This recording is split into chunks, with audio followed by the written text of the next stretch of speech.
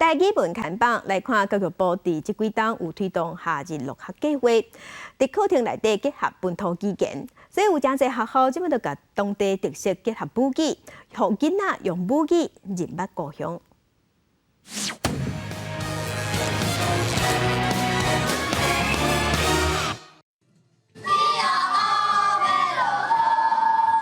中华丰伦国小学生囡仔唱台语歌曲《天黑黑》，等现是学校利用休假的时，办理本土语言课程的成果。校长表示，因这几档拢结合在地特色，带囡仔去地方行踏，顺续学母语。阮邀请阮基督乡有做到讲台语的一寡老师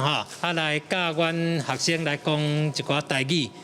这个台语就是尽量去找甲伊生活有关系的这个用语，那佮利用这个结合咱的舞蹈，教囡仔跳咱的台语歌的舞蹈。